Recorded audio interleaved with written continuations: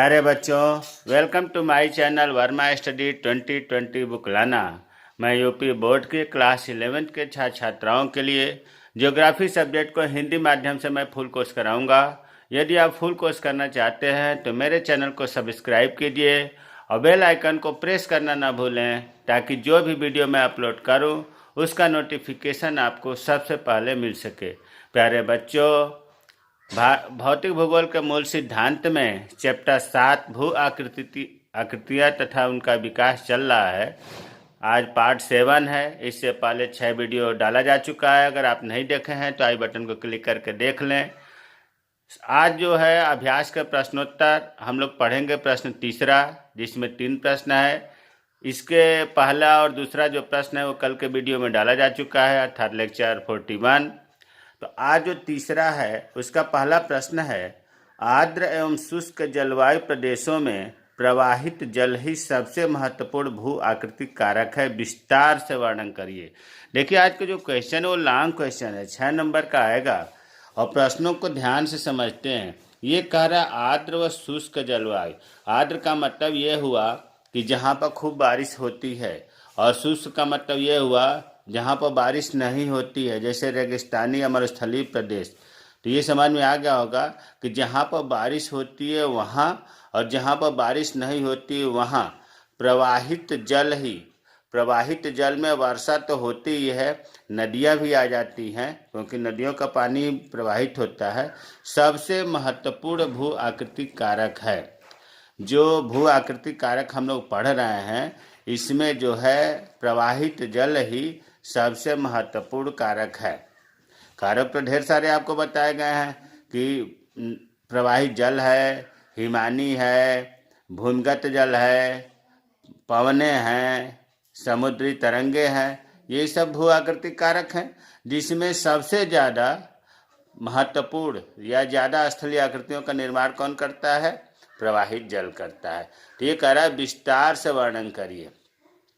तो अब आपको ये ध्यान रखना है, आर्द्र प्रदेश का अलग है, शुष्क प्रदेश का अलग है।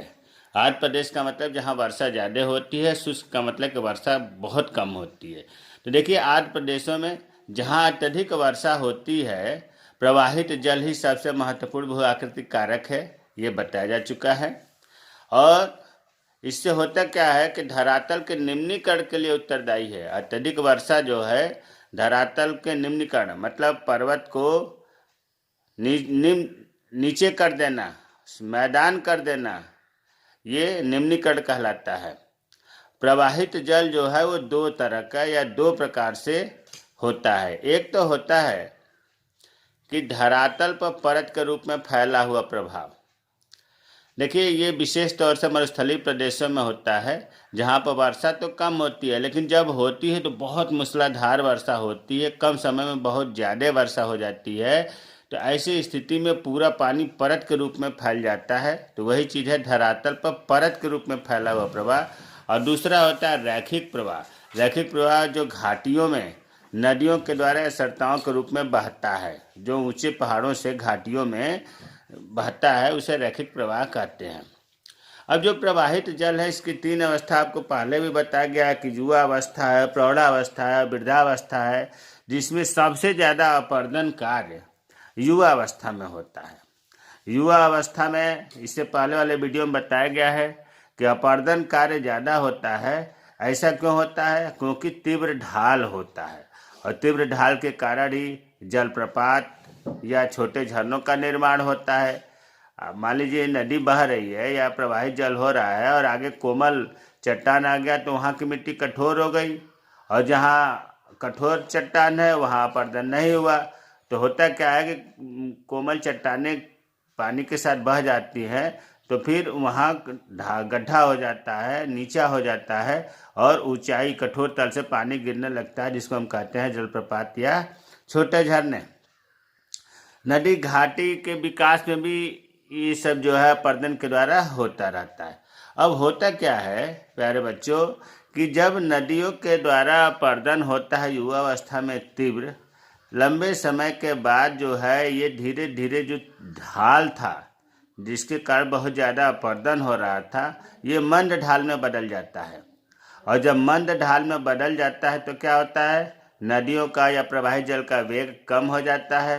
जब वेग कम होगा तो निक्षेपण होने लगेगा, जमाव होने लगेगा। प्रवाही जल का ढाल जितना मंद होगा उतना ही अधिक निक्षेपण होगा। ये पहले भी जा चुका है कि ढाल जितना मंद होगा, कम होगा, उतना ही अधिक निक्षेपण होगा। लगातार अपरदन से नदी क्या होती है, समतल जब मैदानी भागों में आती है तो अधोमुखी कटाव कम हो जाता है। गहराई में कटाव नहीं करती है, बल्कि पार्श्व में, साइडों में, तटों के किनारे कटाव बढ़ जाता है। जहाँ मंद ढाल होगा वहाँ पर अधोमुखी मतलब गहराई में कटाव कम होता है और तटों का पार्श्व अपरदन, पार्श्व कटाव ज़्यादा होता है। जबकि अधिक ढाल वाले में क्या था, अधोमुखी कटाव ज़्यादा होता था, पार्श्व कटाव कम होता था। मैदानी में क्या है, अधोमुखी कटाव कम होगा, अधोमुखी मतलब गहराई की बात हो रही है, गहराई में कटाव कम होगा और पार्श्व अपरदन बढ़ जाएगा। तो क्या होगा, जब पार्श्व अपरदन बढ़ जाएगा तो जितनी पहाड़ियाँ हैं, घाटियाँ हैं, ये समतल मैदानों में बदल जाती है। तो अभी तक आपने पढ़ा कि आर्द्र प्रदेशों में जहाँ वर्षा अधिक होती है वहाँ पर प्रवाहित जल कैसे अपना कार्य करता है। अब आते हैं शुष्क क्षेत्रों में। शुष्क क्षेत्रों का मतलब कि मरुस्थलीय भूमि में।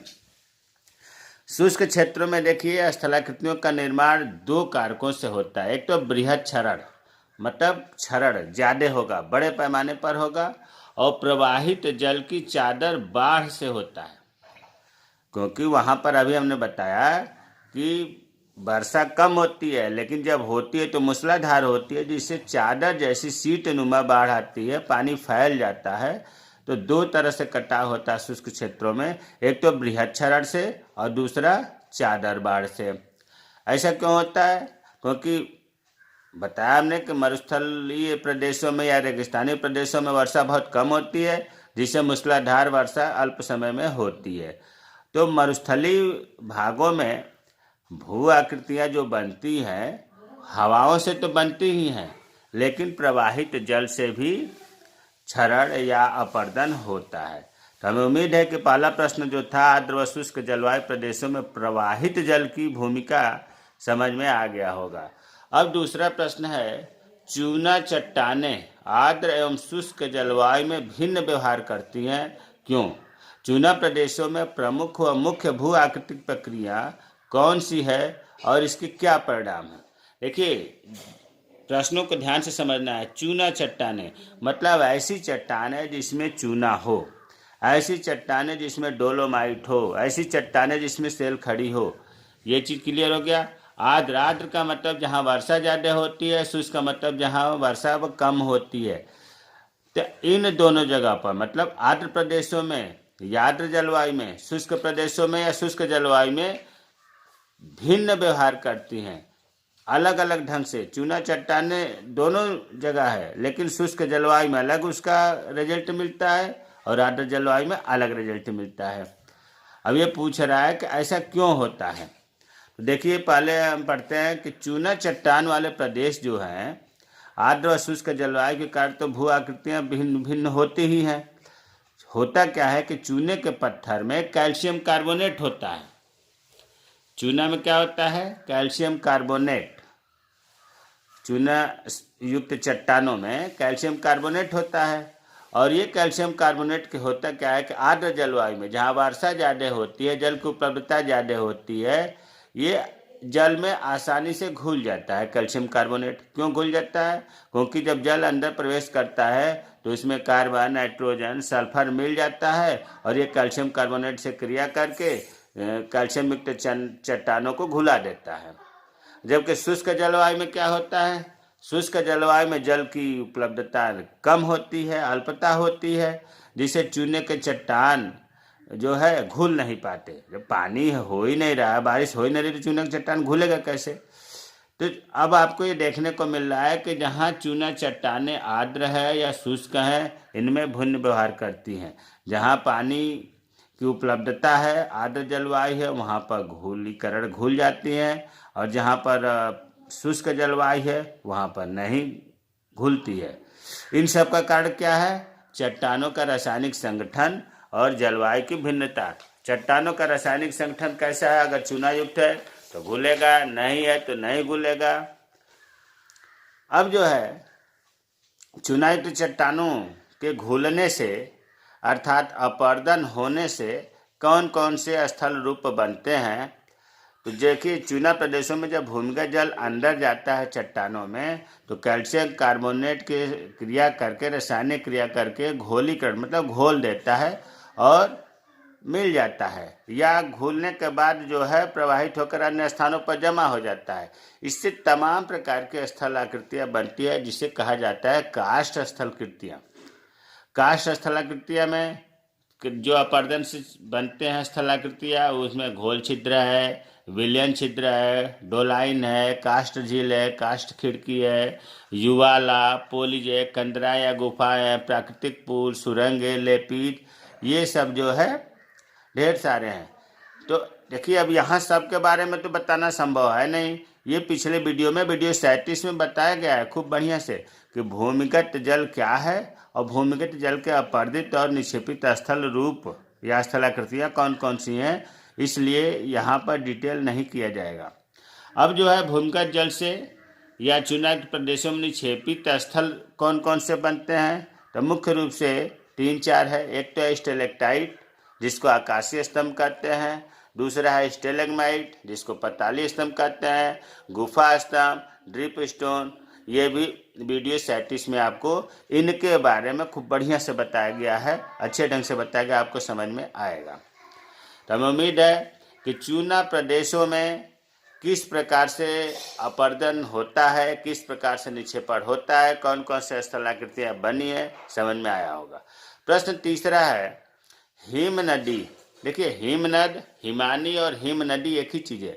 हिम नदी ऊंचे पर्वतीय क्षेत्रों को, जो पहाड़ बहुत ऊंचा है, निम्न पहाड़ियों मतलब निम्न का मतलब यहाँ छोटी पहाड़ियों से, वह मैदानों में कैसे छोटी कर पहाड़ी बना देना या मैदान बना देना, हिम नदी कैसे करती है, यह किस प्रक्रिया से कार्य संपन्न करती है। प्रश्न का अर्थ यह है कि हिम नदी जो है ऊंचे पहाड़ को छोटे पहाड़ों में, निम्न पहाड़ियों में या मैदानों में कैसे बदल देता है, किस प्रक्रिया से यह कार्य संपन्न करता है। तो इसका उत्तर है पृथ्वी पर जैसे नदी प्रवाह के, या ये कहिए कि प्रवाहित जल के जिस प्रकार से दो रूप थे, एक था परत के रूप में और दूसरा रैखिक प्रवाह के रूप में, उसी तरह से हिम नदी भी बनाती है। पृथ्वी पर परत के रूप में हिम प्रवाह होता है, परत के रूप में, और दूसरा पर्वतीय ढालों से घाटियों में रैखिक प्रवाह के रूप में। रैखिक प्रवाह का नाम लेते ही आप समझ लीजिए कि ऊंचे से नीचे ढाल की बात हो रही है, और परत का मतलब हो गया कि समतल जमीन की बात हो रही है।